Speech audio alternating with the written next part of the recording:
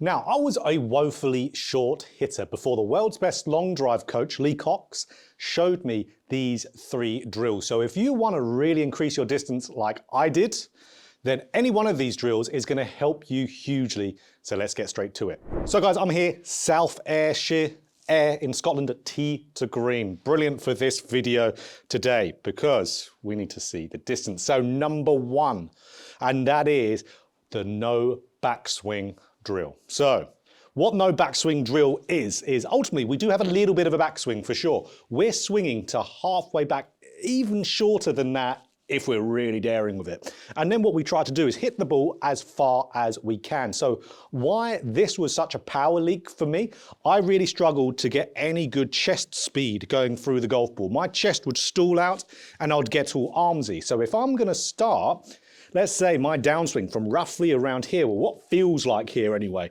my chest has to turn a lot more to be able to get the distance out of it. So me and Lee Cox, what we did, we had a little competition as we did this, is what we used to do. We used to swing as short of a backswing as we feel. Again, it feels like we're swinging to here. In reality, it's going to look a little bit fuller. And just see who's going to get the longest distance and fastest speed. So we're still trying to get as relatively normal distance we can. So what feels like no backswing and get as much distance out of it. So just like so, I mean, again, that would have looked like a lot longer than what it felt like. That felt like I swung to here. It would have been roughly up here, maybe even longer than that with the momentum. But with that very short, abbreviated no backswing feel, it forces you to use that chest rotation. I mean, from there, for example, we had 150 yards with our 8-iron. I remember in that lesson cranking one out to around 160, almost 170 yards. That was after we spent a really long session on it. It was probably as a student, as of course myself as a coach, but as putting myself in the student shoes, this was probably one of the most enjoyable lessons I've ever taken. So again, let's see. Can we beat 150? Can we beat 107.5 ball speed? Can we beat 79 miles an hour with no backswing with an 8-iron? So here we go. And that's our goal. We're trying to do no backswing to speak of. Oh, there we go. 155, 169 total. So there we go. Can really get it in there. And that's the thing. Don't care. We didn't care one bit where that ball went. That's one of the big things when you're trying to gain more club head speed. Completely shut yourself off from where that ball goes. Because the governor that you've got that holds you at the swing speed you're at is also doing that because it's trying to get you to hit the ball to target. We've got to completely forget about that when we're training more speed elements. So really feel like, again, it feels like I'm swinging to here, but I know what you guys are going to say in the comments. You're doing a full backswing, but it feels like that I'm swinging nowhere near back. It does not feel like even remotely a full backswing here. That one was not a good strike. That's not going to be as far. Isn't that funny though, how straight it still goes though. So let me hit a couple more and then we'll get into our next drill. So these are all drills that I've done over the period of time, so a long amount of years. As Lee, when I used to live down near London, where he teaches at the Shire. It is an amazing golf course. Seve Ballesteros built that course. He's only one in the UK. And absolutely, we used to be working together for a good about 3 years. Of course, a bit hard now for me up in Ayrshire in Scotland to be able to see him, but these are all helped my distance massively. So what was our fastest there? Well, it was 155, 169 total. Let's see if we could beat it with this one. So you can see, really went at that. 108, 80 miles an hour. That's pretty good. I could be there all day long doing it because it's so enjoyable doing this. Now, of course, you might see me just thrash at that and think, I can't even remotely try to do that. Do it as much as you can and as safely as you can. So that's where save your body, but still get that real short swing. Really whip yourself through, because that's the only way you're going to be able to create some distance is via all the body. Gets the chest rotating through. Let's get to the second drill. Now this second drill here, I'm almost nervous showing you this because it's really difficult for me to do. Both these next 2 drills are, but very beneficial. So this one's very similar to that no backswing drill, because what we do here, this again gets you to where you're really kind of almost just doing entirely downswing, but you're getting a little bit of energy in the system as you do so, and it really helps you get into your left side and turn hard through there. Where so many golfers are back here and don't get through it, that's why there's so many short hitters out there. Everyone's got so much more capability to be able to turn. So what we do, we get ourselves up to around left arm parallel. Now what we do, we shuffle back and forth, so it's called the shuffle drill. And then what we do, Just do that for a tiny bit and then boom, swing through. So that's where you're starting at kind of like a midpoint, and then you are just putting all that effort into that downswing. So why we do the shuffle, just because it gets the body moving that little bit dynamically, gets a little bit of energy in the system. So you're not just starting from here and trying to turn, you're actually getting a little bit of movement in there and then turning through. So I'd always encourage you guys, go and give Lee Cox a follow on Instagram. Absolutely, I mean, he's the #1 long drive coach in the world. So that's where you'll see a lot of the long drive players that he teaches. Again, I'm certainly not a long drive pro. I went to him because I was really short. He's the expert on it. But you'll see them doing this drill, this staggering drill. They all go and do it. It's a really, really good one. So it kind of ties in the no backswing drill. So again, we get to here, shuffle and swing. And when we swing through, turn the chest as hard as you can. That's our goal. I really want to turn that chest really whippy through it. Again, remarkably straight. And for how daunting it does feel, you know, that's quite surprising, but it really helps you, again, because we're starting from here and we're trying to get into the ball and produce some speed and get some distance. We have to really use our body to do that. So it's a bit of a daunting one, but a fun one as well.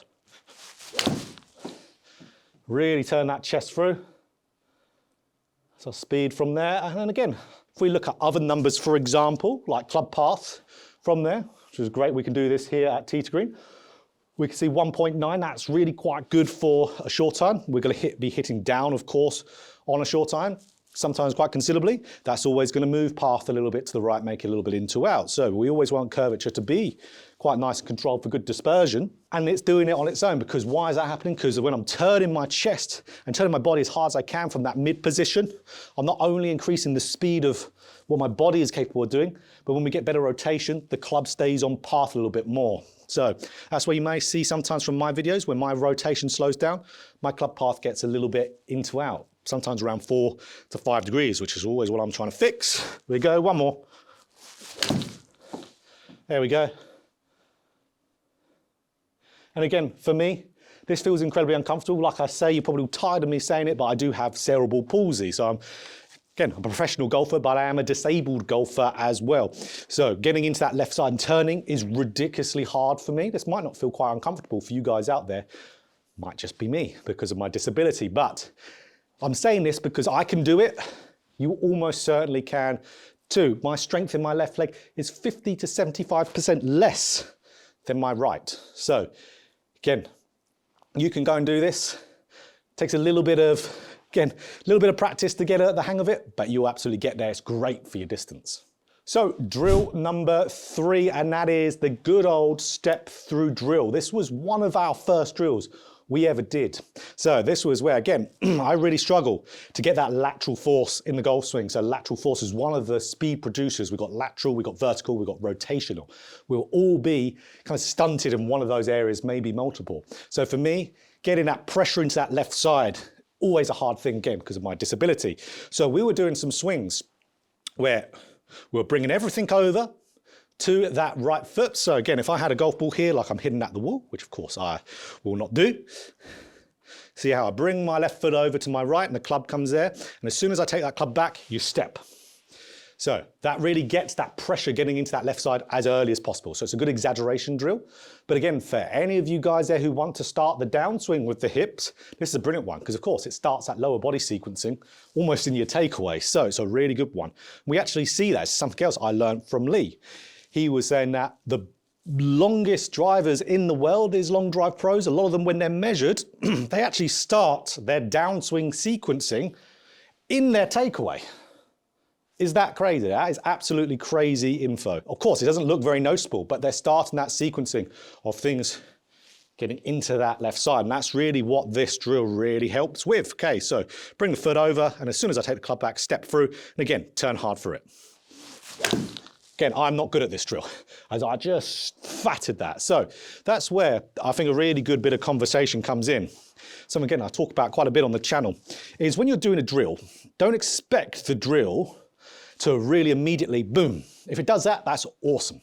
But if you're really targeting a weak area in your golf swing, like for me, getting my weight onto my left side is a hard thing to do, generally, your body isn't going to coordinate it straight away. So you're going to hit some funky shots. It's going to be like a newborn gazelle being born. Their legs are all over the place. They can't walk. It's the same thing. We're learning a new movement pattern. So that's where I don't care if I'm there all day hitting terrible shots. When I used to do my pause at the top drill, like Tiger Woods back in the day used to do, and swing down, I couldn't even hit the ball to save my life doing it. But I kept on doing it and really got some huge results. So if the drill's hard, just keep doing it until you can hit the ball better with it. So again there, fun enough, that felt a little bit chunky, but it's gone relatively the same distance as the other ones. But again, this is really making it. So again, technically there is a backswing, but I am getting into my left side so early that it's almost like I'm not getting a full backswing turn. So, but I'm still producing relatively okay distance. Again, foot over, step through straight away. That was nice. Maybe a little bit right. Yep. Be an interesting one to look at. A little push draw. I didn't quite come back, but absolutely awesome. Let's give it one more go because I've only really hit one good shot doing it. But like we said, that's a good thing, but it really ramps up your speed. So really, really good one. That was nice. And you can see speed-wise out of the drills, so for most golfers, they would be really ramping up their speed from this. Again, it's harder for me personally, but we can see ball speed is in a better place, so is club head speed there. So once we've worked on that, we need to do some normal swings. So if you're doing a purely speed-orientated session, let's say you're working on technical parts of your golf swing that relate to your power leaks, hit some balls at the end, just a sprinkling, just a little pinch of golf balls there, and just feel that exact same thing. Let's say if it's the no backswing drill, you're really feeling that whippy turn through it, or if it's the step through, you're really feeling that early weight shift, and just hit some balls. So that's where you can hit them hard, you can hit them soft. I'm going to hit them relatively hard. And it'll be good as well to notice what your tendencies are when you do so. So that one there, left it a little bit open. Absolutely fine. But again, you can see how efficient, especially the first drill was.